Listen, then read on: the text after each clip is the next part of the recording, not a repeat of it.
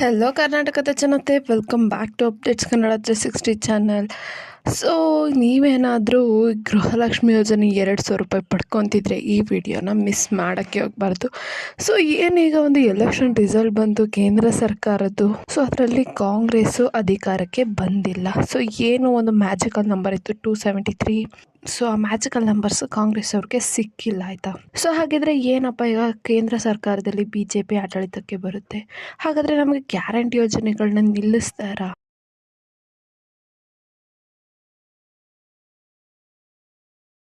So ಇದ್ರ ಬಗ್ಗೆ ತುಂಬಾ ಡೌಟ್ ಇದೆ. 11ನೇ ಕಂತಿನ ಹಣ ಬರುತ್ತಾ? ಸೊ ಇದ್ರ ಬಗ್ಗೆ ತುಂಬಾ ಜನಕ್ಕೆ ಡೌಟ್ ಇದೆ. ಹಾಗಿದ್ರೆ ನಮಗೆ ಶಕ್ತಿ ಯೋಜನೆ ನಿಲ್ಲಿಸ್ತಾರಾ ಅಂತ. ಸೊ ಇದ್ರ ಬಗ್ಗೆ ಎಲ್ಲ ಡೀಟೇಲಾಗಿ ಈ ವಿಡಿಯೋದಲ್ಲಿ ಮಾತಾಡೋಣ. ಸೊ ಬನ್ನಿ, ವಿಡಿಯೋನ ಸ್ಟಾರ್ಟ್ ಮಾಡೋಕ್ಕಿಂತ ಮುಂಚೆ ನೀವೇನಾದರೂ ನಮ್ಮ ಚಾನಲ್ಗೆ ಸಬ್ಸ್ಕ್ರೈಬ್ ಮಾಡ್ಕೊಂಡಿಲ್ಲ ಅಂದರೆ ದಯವಿಟ್ಟು ಚಾನಲ್ಗೆ ಸಬ್ಸ್ಕ್ರೈಬ್ನ ಮಾಡಿಕೊಂಡು ವಿಡಿಯೋನ ಆದಷ್ಟು ಫಲಾನುಭವಿಗಳಿಗೆ ಶೇರ್ ಮಾಡಿ. ಸೊ ಯಾರ್ಯಾರೆಲ್ಲ ಗೃಹಲಕ್ಷ್ಮಿ ಯೋಜನೆ ಪಡ್ಕೊತಿದ್ದೀರಾ ಅವ್ರಿಗಂತೂ ಮಿಸ್ ಮಾಡ್ತಾನೆ ಶೇರ್ ಮಾಡಿ ಅಂತ ಹೇಳ್ತಾ, ವಿಡಿಯೋಗೆ ಇನ್ನೂ ಲೈಕ್ ಕೊಟ್ಟಿಲ್ಲ ಅಂದರೆ ದಯವಿಟ್ಟು ವಿಡಿಯೋಗೆ ಲೈಕ್ ಕೊಟ್ಬಿಟ್ಟು ವಿಡಿಯೋನ ನೋಡಿ. ಸೊ ಎಲ್ಲ ಇನ್ಫಾರ್ಮೇಷನ್ ಗೊತ್ತಾಗಬೇಕಂದ್ರೆ ಯಾವುದನ್ನು ಸ್ಕಿಪ್ ಮಾಡೋಕ್ಕೆ ಹೋಗಬೇಡಿ. ಸೊ ಹೌದು, ಏನು ನಿಮಗೆ ಪ್ರತಿ ತಿಂಗಳು ಗೃಹಲಕ್ಷ್ಮಿ ಯೋಜನೆ ಅಡಿ 2,000 ರೂಪಾಯಿ ಕೊಡ್ತಿದ್ರು. ಶಕ್ತಿ ಯೋಜನೆ ಅಡಿ ಫ್ರೀ ಬಸ್ಸು ಮಹಿಳೆಯರಿಗೆ, ಯುವನದಿ ಯೋಜನೆ ಅಡಿ ಡಿಪ್ಲೊಮೊ ಮತ್ತು ಡಿಗ್ರಿ ಆಗಿದ್ದವ್ರಿಗೆ ದುಡ್ಡು ಬರ್ತಾಯಿತ್ತು. ಇನ್ನು ಅನ್ನಭಾಗ್ಯ ಯೋಜನೆ ಅಡಿ ಪ್ರತಿ ತಿಂಗಳು ಅಕ್ಕಿ ದುಡ್ಡು ಬರ್ತಾಯಿತ್ತು. ಸೊ ಇದನ್ನೆಲ್ಲ ನಿಲ್ಲಿಸ್ಬಿಡ್ತಾರೆ ಇವಾಗ. ಏನು ಒಂದು ಕೇಂದ್ರ ಸರ್ಕಾರದಲ್ಲಿ ಕಾಂಗ್ರೆಸ್ಸು ಬಂದಿಲ್ಲ ಆಡಳಿತಕ್ಕೆ. ಸೊ ಕಾಂಗ್ರೆಸ್ ಏನಾದರೂ ಹೇಳಿತ್ತು, ನಾವೇನಾದರೂ ಆಡಳಿತಕ್ಕೆ ಬಂದರೆ ಗೃಹಲಕ್ಷ್ಮಿ ಯೋಜನೆ ಜೊತೆನೂ ನಿಮಗೆ 8,500 ರೂಪಾಯಿನ ಮಹಾಲಕ್ಷ್ಮಿ ಯೋಜನೆ ಅಡಿ ಕೊಟ್ಟಿದ್ವಿ.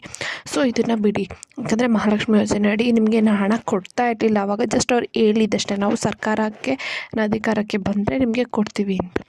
ಇನ್ನು ಗೃಹಲಕ್ಷ್ಮಿ ಯೋಜನೆ ತಗೊಳ್ಳೋದಾದರೆ ಇದರಲ್ಲಿ ನಿಮ್ಗೆ ಆಲ್ರೆಡಿ 10 ಕಂತಿನ ಹಣನ ರಿಸೀವ್ ಮಾಡ್ಕೊಂಡಿದ್ದೀರ.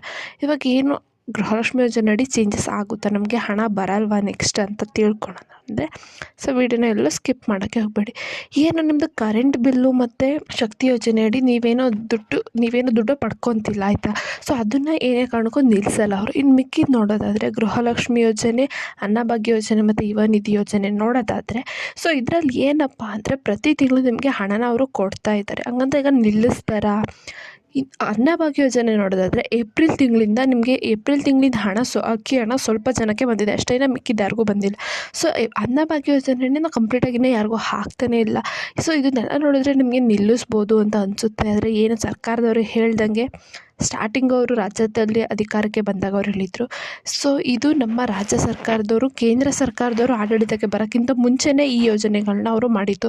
ಸೊ ಸರ್ಕಾರ ಯಾವುದೇ ಚೇಂಜ್ ಆಗಲಿ ಈ ಯೋಜನೆಗಳನ್ನ ಮಾತ್ರ ನಾವು ನಿಲ್ಲಿಸಲ್ಲ ಅಂತ ಅವರು ಖಂಡಿತವಾಗೇ ರಾಜ್ಯ ಸರ್ಕಾರದವರು, ಕಾಂಗ್ರೆಸ್ ಅವರು ಅಧಿಕಾರಕ್ಕೆ ಬಂದಾಗ ತಿಳಿಸಿದರು. ಸೊ ಯಾರು ವರಿ ಮಾಡ್ಕೊಳೋದು ಬೇಡ. ಸದ್ಯಕ್ಕೆ ನಿಮಗೆ ಗೃಹಲಕ್ಷ್ಮಿ ಯೋಜನೆ ಹಣ 11ನೇ ಕಂತಿನ ಹಣನ ರಿಲೀಸ್ ಮಾಡ್ತಾರೆ, ಅನ್ನಭಾಗ್ಯ ಯೋಜನೆ ಹಣ ರಿಲೀಸ್ ಮಾಡ್ತಾರೆ, ಇವನ್ ಇದು ಸೇಮ್ ಆ್ಯಸ್ ಯೂಶ್ವಲ್ ರಿಲೀಸ್ ಮಾಡ್ತಾ ಹೋಗ್ತಾರೆ. ಸೊ ಈ ಚೇಂಜಸ್ ಏನಕ್ಕೆ ಸದ್ಯಕ್ಕೆ ಏನು ಬದಲಾವಣೆ ಆಗಲ್ಲ, ಮುಂದೆ ಹೇಗೋ ಗೊತ್ತಿಲ್ಲ.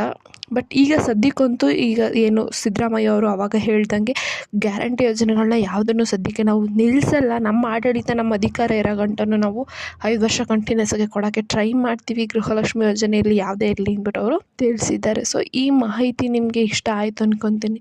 ಇಷ್ಟ ಆದರೆ ದಯವಿಟ್ಟು ಎಲ್ಲರಿಗೂ ಶೇರ್ ಮಾಡಿ. ಏನೇ ಪ್ರಾಬ್ಲಮ್ ಇತ್ತು ಅಂದರೆ ಕಮೆಂಟ್ನ ಹಾಕಿ. ಧನ್ಯವಾದಗಳು.